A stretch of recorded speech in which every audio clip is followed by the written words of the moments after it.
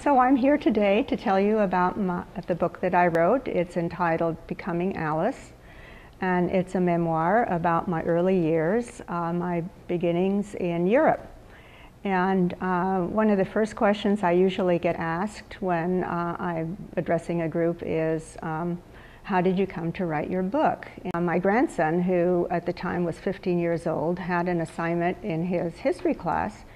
And the assignment was that the class was to choose an event that happened in the 20th century that changed the course of history. And so my grandson Cameron decided that his subject would be the Holocaust, which surprised me a great deal because even though all of my family had known that I was born in Europe and that I was a survivor from the Second World War, I didn't really spend a whole lot of time talking about it. I really set about to write my statistics, my story, not as a bunch of statistics, but rather as a story. And I wanted to write about my parents and my brother as people that had particular characteristics and lived in a certain time where they dealt with certain difficulties and had certain strengths and had certain weaknesses, and I wanted to make them as human as possible. My poor dad didn't come out looking so great in the book, and so people will say to me, has your dad read this book? Well, conveniently, my dad has passed away since then. And I don't think it would have stopped me from writing the book because our relationship had started to change even at the end of the book. So I still would have written it as I had felt I had experienced those years, and that's all you can do. Your son-in-law who never got to the golf game. The biggest reactions I got from my two daughters. Really? And on the level of the fact that they identify, you know, girls normally identify with their mother either positively or they reject whatever that relationship is. So I certainly got a letter from my oldest daughter that I will take to the grave with me. It made me cry when I read it. And my youngest daughter, as she was reading it, called me twice during the course of the reading, telling me how disturbed she was about what my mother went through when she had to send her teenage son off because she was raising two teenage boys at the same given time. So she was she couldn't even imagine sending her kid off to a place like Mongolia, it seemed like to us. We had not a single relative in the United States. We didn't speak the language. He didn't know anyone.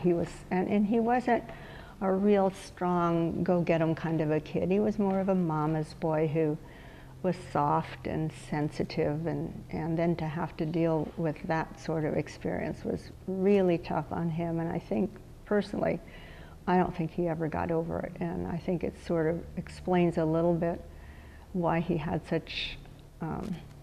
so many problems in his adult life.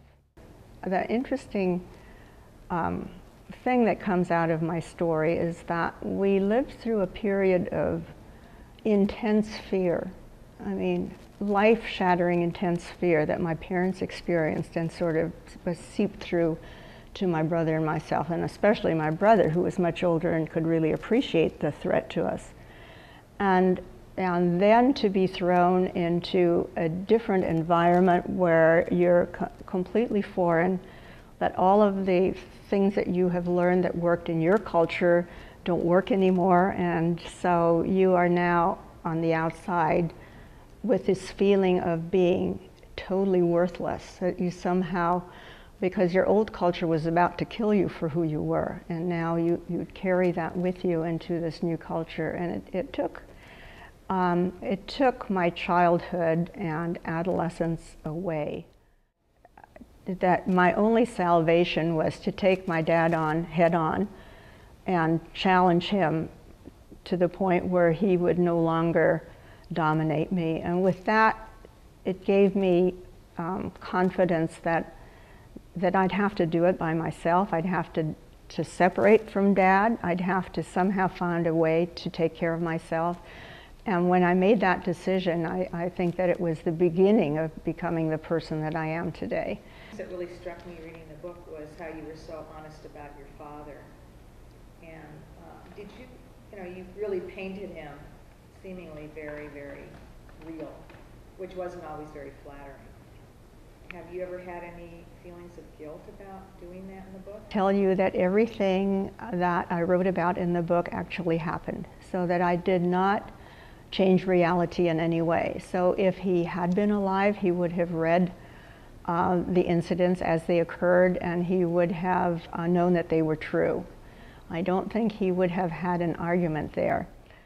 The third part of my book really deals with the years of my attempting to break away from the situation I was in. So that after having gone through the escape and then those immigrant years where I was floating out in limbo somewhere, and I also had the advantage of seeing the experience that my older brother had, I started to formulate the concept that if I was ever going to become a person of my own, that I'd have to get out of that environment. I wasn't really equipped to handle myself very well, and I had some very difficult times psychologically. But it was a period of time that I had to go through in order to become the person that I eventually grew into. I was becoming the Alice that I am today.